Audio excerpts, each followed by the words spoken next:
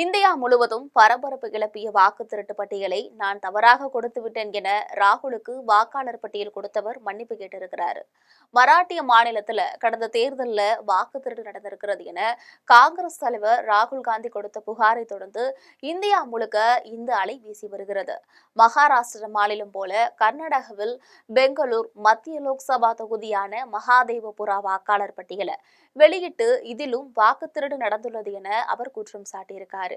இதனைத் தொடர்ந்து ஏராளமான தொகுதிகளில் வாக்கு திருட்டு மூலமாக பாரதிய ஜனதா கட்சி ஆட்சியை பிடித்ததாக காங்கிரசார் குற்றம் சாட்டி வருகிறார்கள். போலி வாக்காளர்கள், போலி முகவரி, ஒரே முகவரியில அதிக வாக்காளர்கள் இருப்பதாக ராகுல் காந்தி அடுக்கடுக்காக தொடர்ந்து குற்றம் சாட்டி வருகிறார். இதற்கு ஆதாரமாக தேர்தல் ஆய்வாளர் சஞ்சய்குமார் என்பவர் வெளியிட்டிருந்த புள்ளி விவரங்களையும் ராகுல் காந்தி வெளியிட்டிருந்தார். இதனுடைய அடிப்படையில தான் வாக்கு திருட்டு என்பது பரபரப்பாக பேசப்பட்டது. இது தொடர்பாக தேர்தல் கமிஷன் மறுத்த போதும் ராகுல் காந்தி விடாப்பிடியாக இது குறித்து பேசி வந்தார். அது மட்டுமல்லாது பிரம்மாண்ட பேரணியும் நடத்தினார். இந்த நிலையில ராகுல் காந்தி வசம் வாக்காளர் பட்டியல் கொடுத்த தேர்தல் ஆய்வாளர் சஞ்சய்குமார் அதுல பிழை இருப்பதாக திடீரென்று பல்டி எடுத்திருக்கிறார்.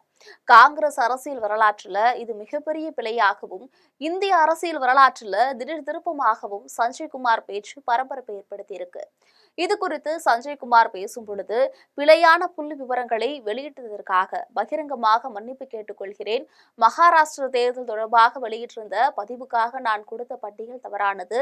2024 நடந்த மக்களவைத் தேர்தல் மற்றும் சட்டசபை தேர்தல் தரவுகளை ஒன்றாக வைத்து ஒப்பிடும் பொழுது இந்த பிழை ஏற்பட்டுவிட்டது.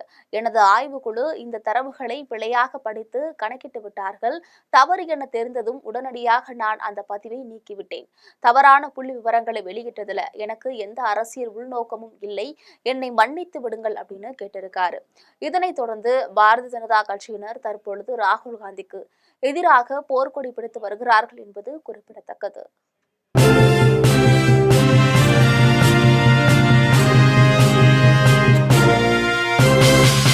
உடனுக்குடன் அப்டேட் தெரிந்து கொள்ள ஜெம் டிவி தமிழ் ஆப்பை இன்ஸ்டால் செய்யவும்.